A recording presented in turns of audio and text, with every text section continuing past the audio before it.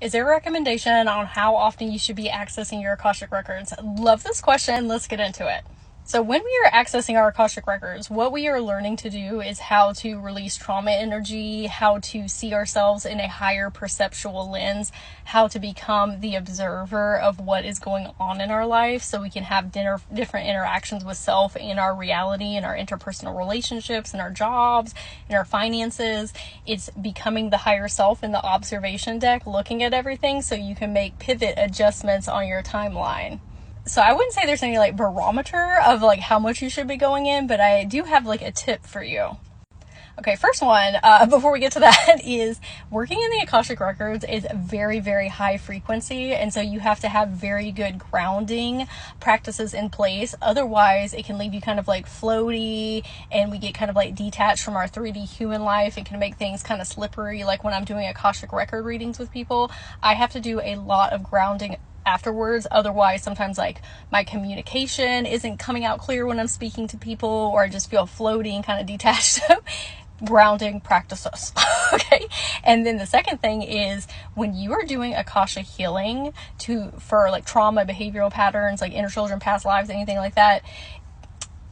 I'm going to give you an example. Okay. So when I was at the beginning stages of my journey, I was working on holding boundaries with people because of my self-worth, right? And seeing my power and my sovereignty.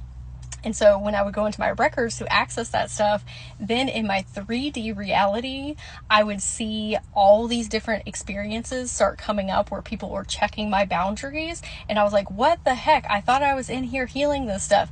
Well, you have to have 3D integration experiences to work through to clear it out on an Akasha level. And so if you're going in to do this type of work, I just want to give you a heads up that the universe is going to present you with examples of people, places, and things as like hurdles for you to jump over to do that root healing. So you have to take it at whatever pace you're comfortable with, okay? Because sometimes we have a lot of stuff going on as an adult. It is difficult to do lessons back to back like that.